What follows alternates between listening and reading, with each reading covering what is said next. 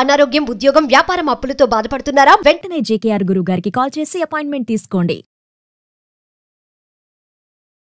నమస్తే రమగారు. నమస్తే జయ. రమగారు, కొంతమందికి ఎట్లా అనిపిస్తుంది అంటే మేము చాలా కష్టపడతాం, ఎంత అంటే మాటల్లో చెప్పలేము, కానీ మా కష్టం నిలబడదు, ఎప్పుడూ ఒక్క రూపాయి ఉండదు. కష్టం అంటే ఇన్ ద సెన్స్ మనం డబ్బులోనే కదా చూసుకుంటాము, ఎందుకని ఇట్లా జరుగుతుంది అని ఒక ఆలోచన, ఒక ప్రశ్న వస్తూ ఉంటుందండి.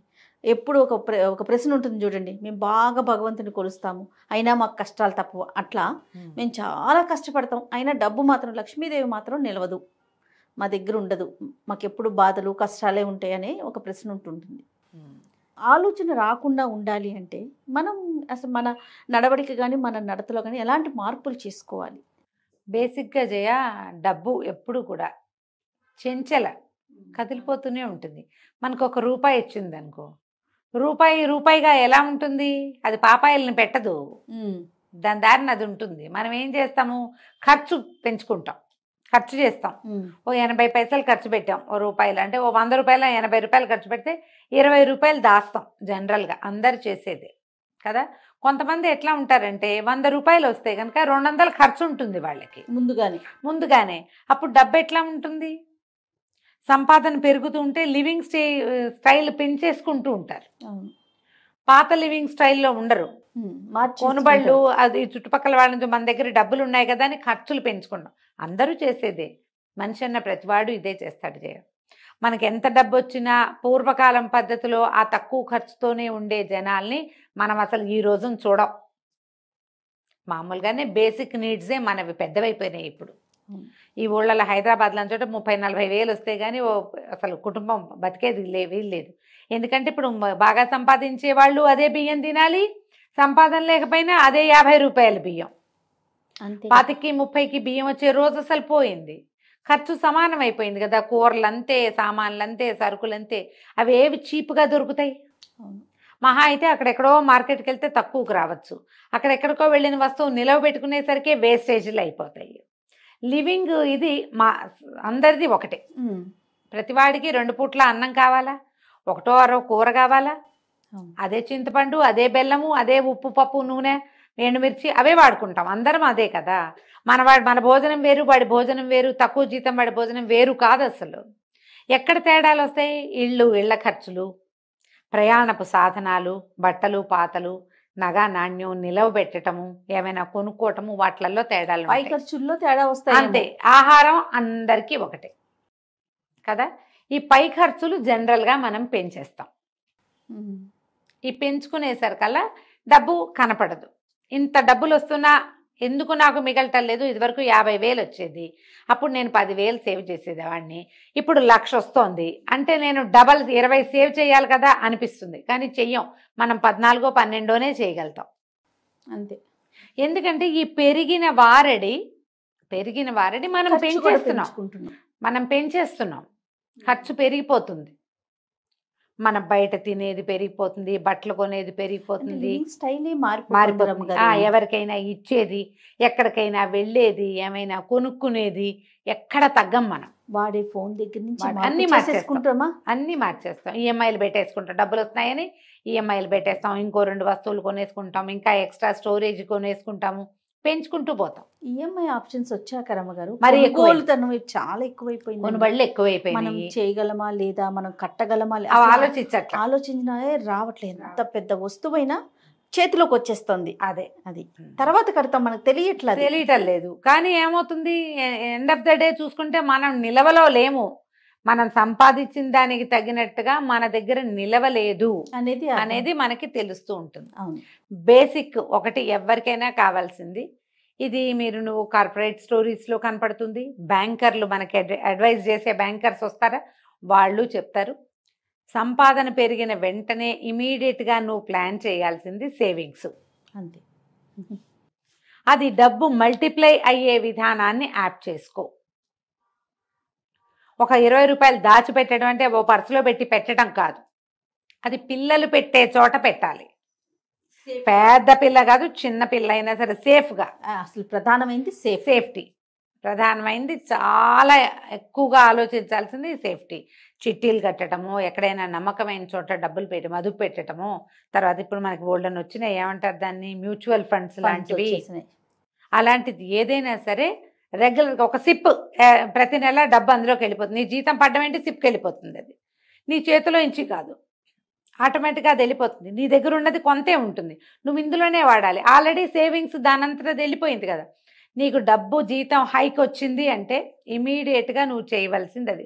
మనం ఏం చేస్తామంటే హైక్ వస్తుంది అనగానే మనం అవి కొనుక్కోవాలి ఇవి కొనుక్కోవాలని ఆలోచన పెట్టుకుంటాం. కొనుక్కునే ఆలోచన రెండో ఆలోచనగా పెట్టుకోండి. ముందు పొదుపు మీద పెడితే మీరు పడిన కష్టం నిలబడుతుంది. ఎప్పుడు కూడా ఇదే మార్గం. నీ దగ్గర నీకు కోట్లు వచ్చినా అదే మార్గం, లక్షలు వచ్చినా అదే మార్గం, వందలు వేలలో ఉన్నా కూడా అదే మార్గం.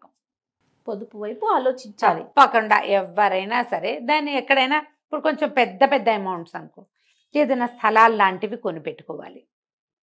బట్టలు బంగారము అశాశ్వతమైనవి. బట్టలు మీరు కొన్నాక అది గుడ్డి గవ్వకి చెయ్యదు. అంతేగా. మనం పెద్ద పెద్ద షాపులు చూస్తాం జయ, ఈ పట్టు చీరలు, పట్టు బట్టలు, ఏదైనా ఫంక్షన్ అనగానే బట్టలకి ఎంత ఖర్చు పెడతాను జయ, ₹1 వెనక్కి వస్తుందా? రాదు. పారేయటమే. నువ్వు తిండికి బట్టలకి పెట్టింది, ఈ రోజు పెట్టింది ఇంతే కథ. ఫోటోల కోసమే పెట్టేస్తున్నావు బట్టలకి, అవునా కాదా? ఆ ఆలోచన మార్చుకోండి, తగ్గించుకోవాలి, కనీసం తగ్గించుకోవాలి. ఇప్పుడు కానీ నువ్వు బంగారం కొంటే కొంత నయం కొంత, కానీ ఈ రోజున బంగారం వెర్రెత్తినట్టు పెరిగిపోతుంది. ఎప్పుడు పెరుగుతుందో తెలియదు, ఎలా డమాలంటుందో తెలియదు. అంత దాకా ఎందుకు రమ్మగారు? డైమండ్స్ చూడండి. అవును, డైమండ్స్ అంటే ఎంత కాస్ట్లీ ఉండేవి, అందరు కొనుక్కుంటున్నాం. అలాంటిది మిషన్ మేడ్ డైమండ్స్ వచ్చేసినాయి.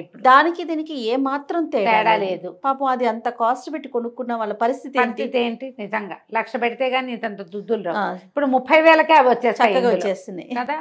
హ్యాండ్ మేడ్ మిషన్, అదే ఏమంటారు, మిషన్ మేడ్ డైమండ్స్ వచ్చేస్తున్నాయి. కాబట్టి ఆలోచించి చేయండి ఏది చేసినా. ఈ తర్వాత ఇంకా రెండోది, మీరు ఏదైనా చిన్న స్థలము, ఇల్లు ఏదైనా కొనిపెట్టుకుంటే అది మల్టిప్లై అయ్యేందుకు అవకాశం ఉంది. ఇళ్ల మీద పెట్టామనుకో అంత డబ్బు రాదు. అవును. కానీ ఏదైనా రియల్ ఎస్టేట్లో మదుపు పెట్టుకోగలిగితే జాగ్రత్తగా చూస్ చేసుకోండి. చూస్ చేయడం చేసి ఈ అడ్వర్టైజ్మెంట్లకి పడద్దు. మన వాళ్ళల్లో కొంతమంది కొనుక్కున్నది చూడండి, ఎవరో చెప్పారని మాత్రం దిగద్దు. వాళ్ళు రారు రేపొద్దున మీతోటి. ఏదైనా తేడా వస్తే వాళ్ళు వచ్చి మీకు సమాధానము చెప్పరు, మీకు ఏదైనా ప్రాబ్లం వస్తే వాళ్ళు మీతోటి నిలబడరు. తాత్కాలిక అడ్వర్టైజ్మెంట్ మాత్రమే జరుగుతుంది. అలా కాకుండా మల్టిపుల్గా ఒక 50 మంది 100 మంది కొంటున్న చోట కొనుక్కుంటే ఏదైనా ప్రాబ్లం వస్తే ఏడ్చేదాని మొగుడు వస్తే నా మొగుడు వస్తాడని ప్రాబ్లంలో వాళ్ళైనా సహాయం ఉంటారు. కొంచెం జాగ్రత్తగా కొనుక్కోండి, తెలిసి తెలియక తొందరపడిపోకండి, ఏజెంట్స్ని నమ్మద్దు, జాగ్రత్త. ఇలా ప్లాన్ చేసి కనుక పెట్టుకుంటే పిల్లల్ని పెడుతుంది డబ్బు, అప్పుడు మన కష్టము నిలబడుతుంది. నువ్వు ఖర్చు పెట్టినది రాదు, వెనక్కి రాదు, వెనకేసింది ఉంటుంది. ఈ వెనకేయటం ఎలా అనేది ఎవరి విధానాన్ని బట్టి వాళ్ళు ప్లాన్ చేసుకోవాలి.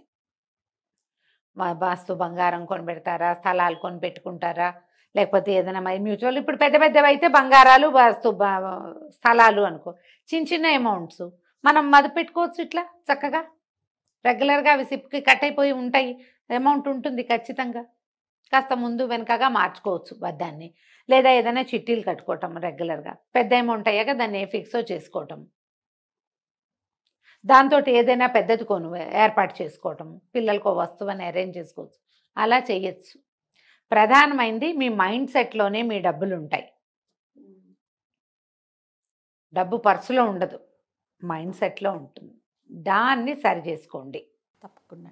దీంతో పాటు మనకు ఐడియాలు లేవు, డబ్బులు ఉన్నాయి ఏం చేయాలండి అని నన్ను కూడా అడుగుతారు. నాకు ఏవో 1-2 తెలుసు, నాకు పెద్ద ఏం తెలుస్తాయి. కానీ ఇప్పుడు మనీ మేనేజ్మెంట్ ఎక్స్పర్టైజేషన్ కూడా ఒకటి వచ్చింది, చెప్తున్నారు. డబ్బుని మనీ మంత్ర, డబ్బుని ఎట్లా మదుపు పెట్టాలి, ఎందులో ఏ షేర్స్ లో పెట్టచ్చు, ఏ షేర్స్ లో పెట్టకూడదు, మ్యూచువల్ ఫండ్స్ లో కూడా ఏవి బెనిఫిషియల్ గా ఉంటాయి. తర్వాత ఈ ఆడపిల్లలకి బోల్డన్ రకరకాల యోజనలు వచ్చినాయి కదా, సుకన్య పథకాలు ఇలాంటివి పోస్ట్ ఆఫీస్ లో కట్టమని, అలా ఐడియాస్ వస్తాయి. వాటిని ఫాలో అవ్వండి, వాళ్ళని పట్టుకోండి. నీకు కుదిరితే కనుక మనీ మంత్ర ఆడవాళ్ళకి సులువుగా చేసుకునేవి ఏవైనా 2-3 కూర్చోబెట్టి చేయించావంటే తప్పకుండా చాలా హెల్ప్ అవుతుంది. అది బోల్డన్ ఉన్నాయి ఆడపిల్లలకి, చిన్న పిల్లలకి చిన్నప్పుడే ప్లాన్ చేసుకునేది. బర్త్డేకి ఇలా మదుపు పెట్టండి, ఇలా ఎక్కడైనా పెట్టుకోండి, ఇది పిల్లలు పెద్ద అయ్యాక చదువు నాటికి వస్తుంది, ఇలాంటి ప్లానింగ్ ఇస్తారు కదా. అట్లా మంచి ఐడియాస్ని తీసుకోండి. డబ్బులు వేస్ట్ చేసుకోవద్దు. తప్పకుండా.